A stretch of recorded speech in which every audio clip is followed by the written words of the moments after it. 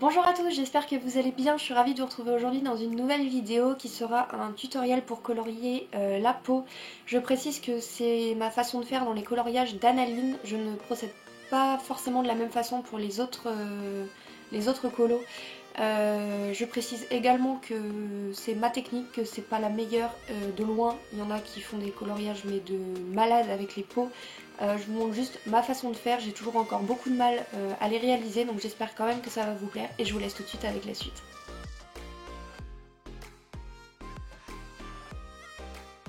Je vais commencer par appliquer deux aplats de couleurs, donc le beige et le pêche clair.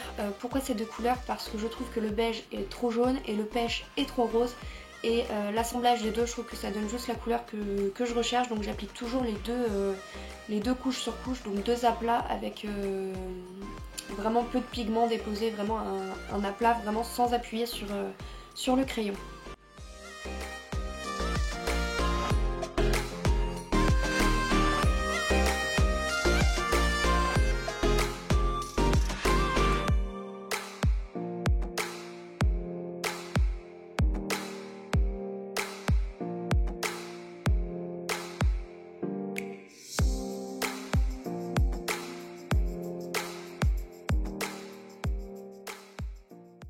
Ensuite, après ça, je vais définir mes ombres. C'est toujours ce qui me pose le plus de soucis dans les couleurs peau, c'est d'appliquer les ombres. J'ai encore beaucoup de mal avec ça, que ce soit pour les peaux ou pour toute autre chose du coloriage d'ailleurs. Les ombres et les lumières, c'est vraiment ce que j'ai le plus de mal à mettre en place, donc j'essaye sans arrêt de m'améliorer là-dessus. Pour appliquer mes ombres, je vais commencer avec la couleur pêche qui va me permettre de les définir. Donc je vais en placer sur le front, qui est caché un petit peu par les cheveux, donc je vais venir les appliquer sur le front. Sur le contour du visage pour structurer un petit peu le visage. Je vais aussi en mettre sous les yeux, entre le nez, enfin la base du nez et la bouche. Et je vais également définir l'arête du nez puisque sur les coloriages d'Analine, il n'y a pas l'arête en fait du nez, donc je vais venir la définir vraiment tout doucement. Donc je commence toujours avec cette couleur pêche et au fur et à mesure, je vais prendre une couleur de plus en plus foncée pour marquer de plus en plus ces ombres-ci.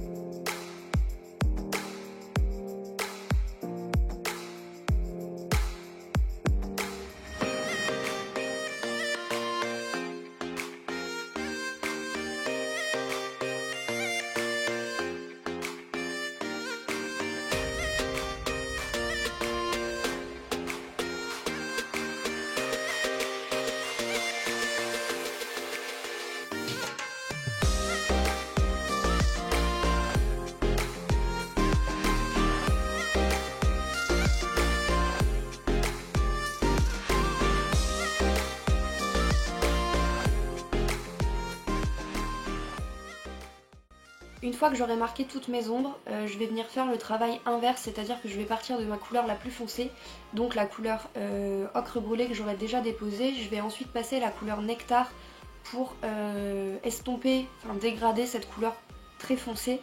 Et ensuite après le nectar, je vais passer à la couleur pêche et je vais dégrader comme ça dans le sens inverse en fait du début.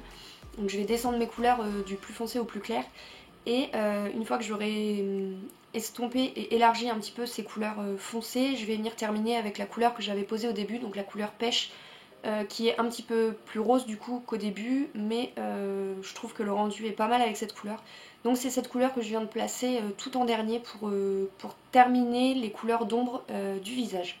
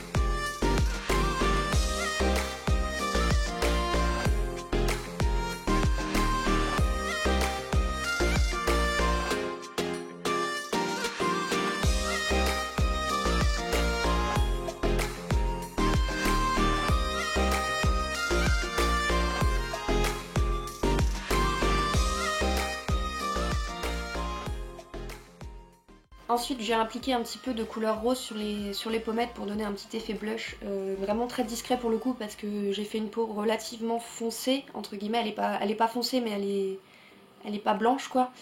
Du coup je viens utiliser la couleur rose pour ça, donc je viens appliquer sur les deux pommettes. Et une fois que j'ai appliqué cette couleur rose, je viens réestomper les bords de cette couleur avec le pêche clair, histoire que ça se fonde bien avec le reste des couleurs.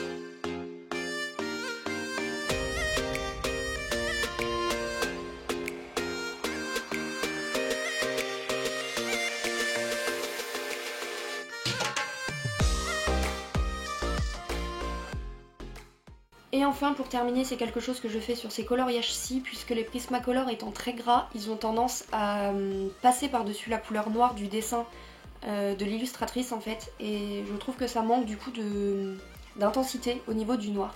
Du coup je prends toujours mon crayon noir, donc le 935, et je viens repasser. Alors je fais pas ça pour les cheveux parce que ce serait trop long, mais pour les yeux j'aime bien venir repasser sur les contours du dessin pour intensifier un petit peu tout ça, et vous allez voir sur la vidéo que ça se voit vraiment très très bien, et c'est quelque chose que je fais toujours à la fin. Ça termine pour moi mon coloriage.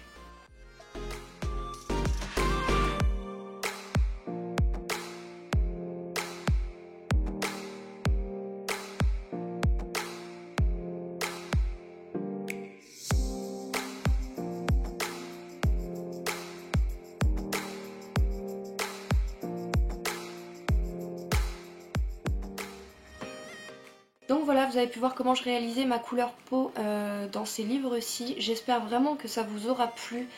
J'ai hésité longtemps à vous la faire puisque, comme je vous l'ai dit en début de vidéo, c'est pas quelque chose que j'arrive à faire vraiment très bien. Mais pour le coup, pour ce coloriage-là, j'étais assez contente de ce que j'avais réussi à faire quand même. Donc je me suis dit pourquoi pas vous la partager.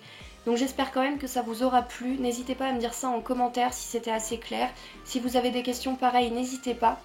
Sur ce, je vous fais plein de gros bisous et je vous dis à la semaine prochaine pour une nouvelle vidéo. Bye!